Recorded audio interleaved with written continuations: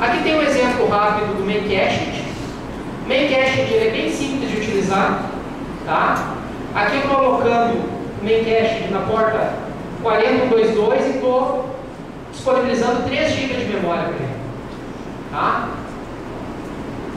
Logo abaixo eu tenho um exemplo em Java de como eu uso o Makecached. Na verdade, aqui até a linha 8, eu tenho uma configuração default. A linha 10, eu tenho um exemplo de como gravar um dado do Makecached. E na linha 12, eu tenho um exemplo de como ler um dado do Makecached.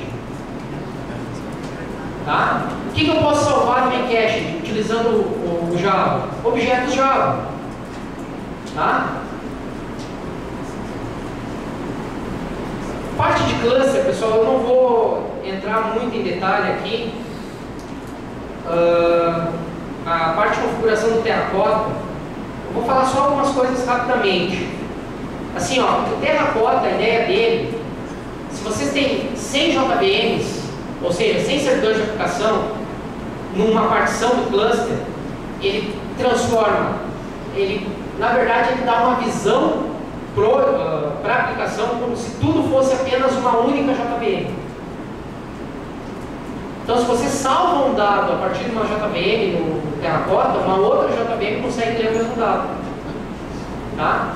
Se vocês fazem, o Terracotta chega ao absurdo de processos sincronizados, o lock, utilizando lá a palavra reservada synchronizer do Java, ser por cluster. Imagina um synchronizer que funcione num cluster. Tá? Então, essa é a ideia do Terracotta. Ele faz com que um grupo de JVMs pareça apenas uma. O que eu preciso mudar na minha aplicação? Nada. Não mudo absolutamente nada na configuração da minha aplicação. Uso apenas configuração. Por baixo eu uso AspectWorks e faz tudo via OP, tá? Via aspectos.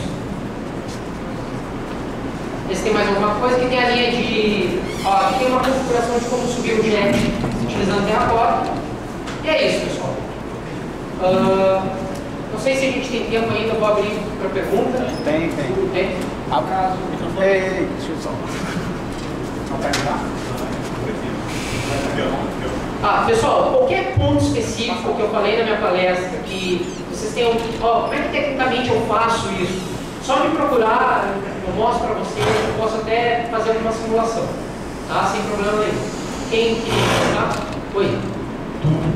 Falando aí de migração do acesso do usuário, né? Isso. Se essa qual a diferença em relação à acessão do usuário, porque a barreira é uma máquina de outro vértice e de processamento.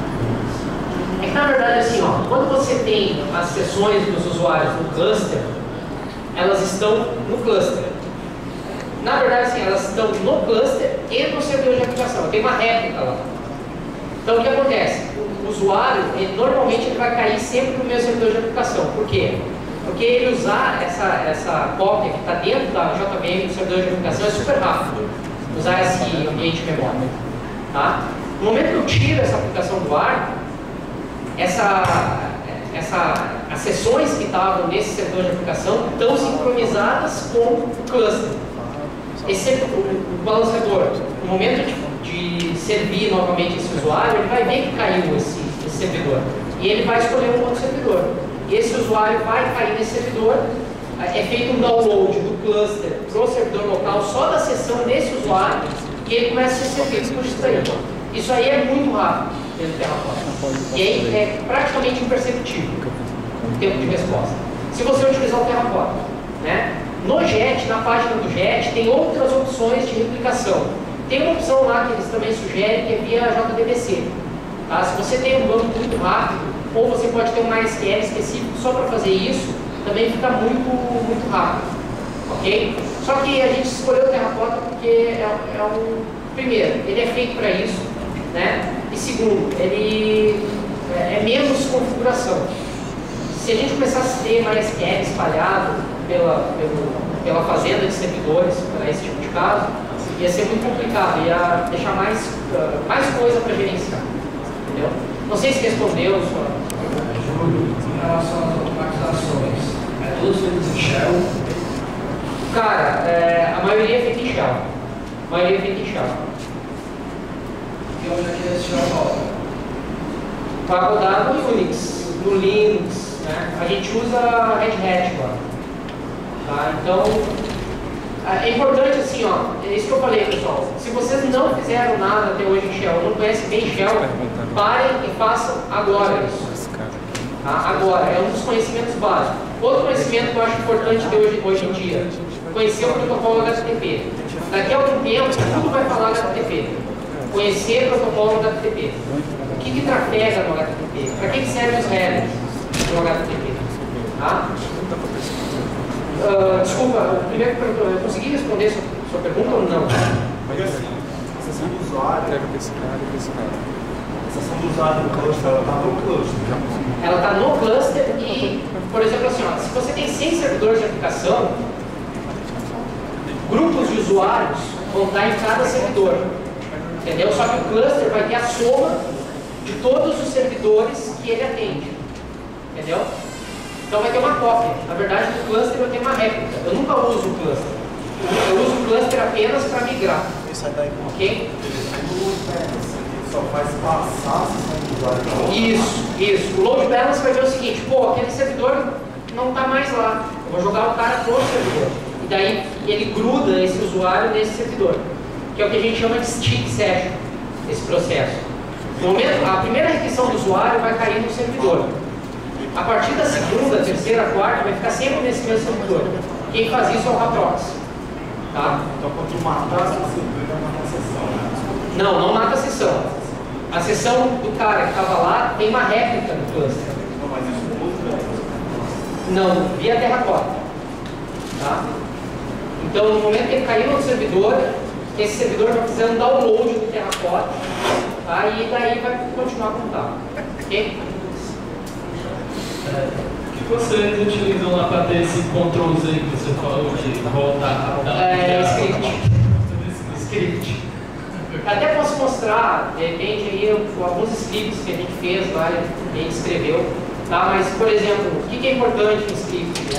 Você saber usar o SSH, saber usar o R5, saber usar o comando MC, saber às vezes usar o tail, saber usar o cut, saber usar os comandinhos shell para fazer automatização. E conhecer como é que eu crio uma variável em shell, esse tipo de coisa.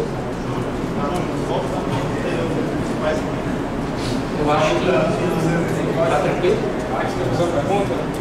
Então essa vamos fechar, né? Ok. Não, pode falar. Pode falar. Então, no caso da sessão de usuário, ele nunca vai riscar a sessão porque já vai ter uma cópia dentro do servidor. Dentro do cluster, no terracota. Imagina assim, ó, tá no servidor, tá no terracota. Aí no servidor, o cara vai migrar para outro servidor, vai fazer o download da sessão do terracota e vai começar a usar ali. Entendeu?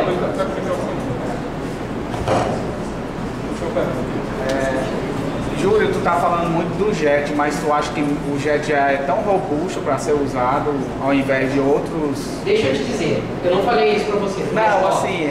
O JET... Não, deixa eu falar. Foi o que eu assim, entendi, né? Ó, existe esse, na verdade, um preconceito, né? Porque o JET é tão pequeno que o pessoal pensa, pô, como uma coisa pequena pode ser robusta? Pessoal, o JET ele é utilizado pelo Google App Engine.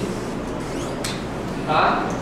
O que é o Google App Engine? É a solução de cloud computing do Google, que te dá Java de maneira escalável, de forma elástica. Assim. Você precisa de mais requisição, né?